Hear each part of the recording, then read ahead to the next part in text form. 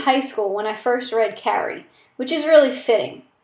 Unfortunately, I can't really remember what I thought about the book. It didn't make much of an impression on me. Now that I've read it a second time around, I think I understand why. Carrie is not a bad novel, but it's definitely a rough novel. The story is told through newspaper articles, court documents, and excerpts from books to try and give multiple perspectives on the story. The problem is it doesn't always flow well. There's also the fact that he tells us from the very beginning that something is about to go horribly wrong. However, you have to sit around and wait through the entire story to find out what it is.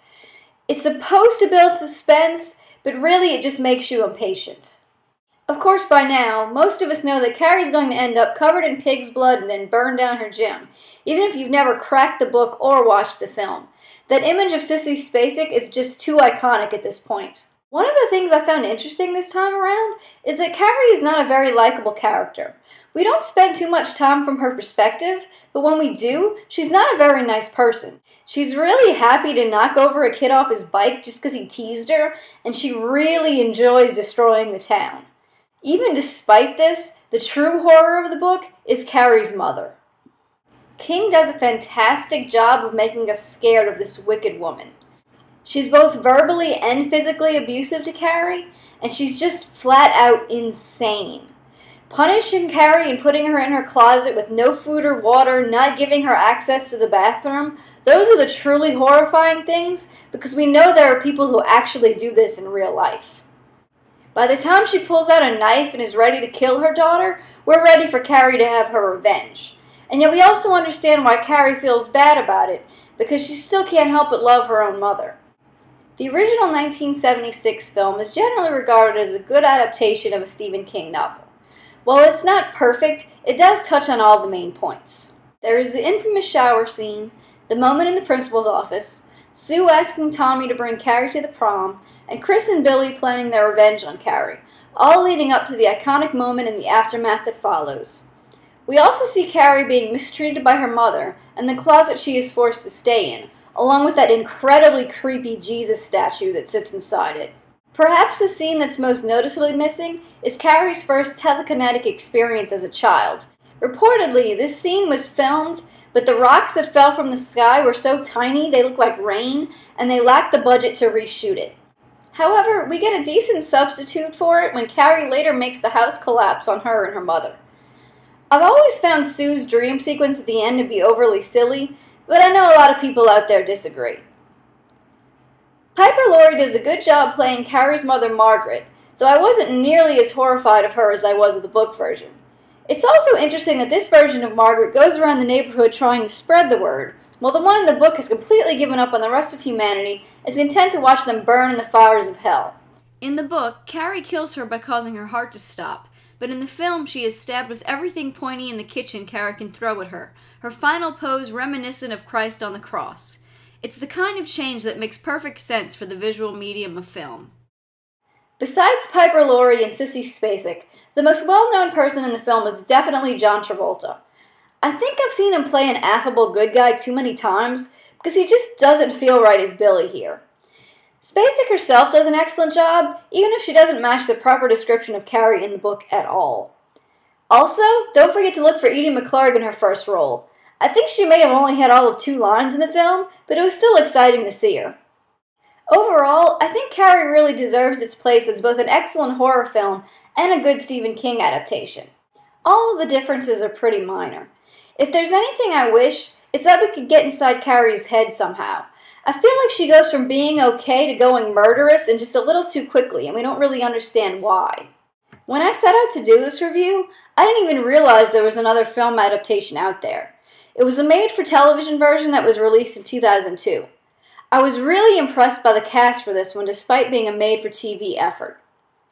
I also liked the way this film was framed as being a police investigation, which ties it into the book with its many excerpts. This film manages to include some things the original did not, such as the rock falling scene, but it also makes some puzzling changes.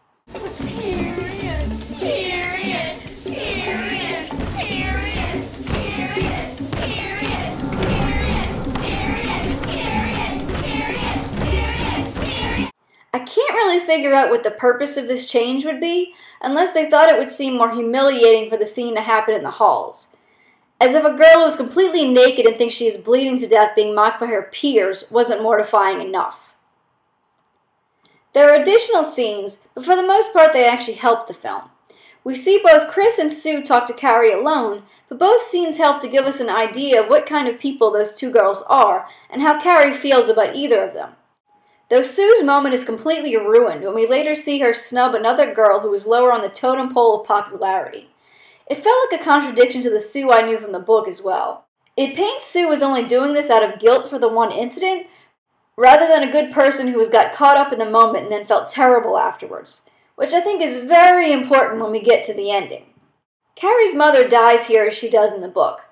While Patricia Clarkson doesn't give a bad performance, I felt like this Margaret was simply more cold than anything else. I felt like the writers were trying to sell us on her evilness simply because she was a Christian.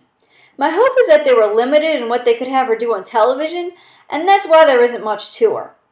Up until she drowns Carrie in the tub, there really isn't much wrong with this woman. Also, this change, of drowning rather than stabbing, was no doubt used for two reasons. One is that it's a callback to the original film, where Carrie comes home and gets in the tub to wash off the blood. The other is that it's easier to save a girl from drowning than it is from a stab wound. And now we get to my biggest complaint about this version. Carrie survives, and Sue helps her escape. As I was watching the film, I was so angry, screaming at the TV, "Why? Why are you doing this?" Well, I went and looked it up afterward. Apparently, after the success of the Dead Zone TV series, someone got the bright idea that they could do the same thing with Carrie. So this was technically a pilot episode for a future series.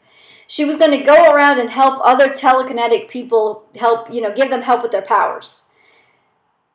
I'm really glad that never took off. It sounds terrible. But more than anything, I don't think Carrie should be allowed to get away with it.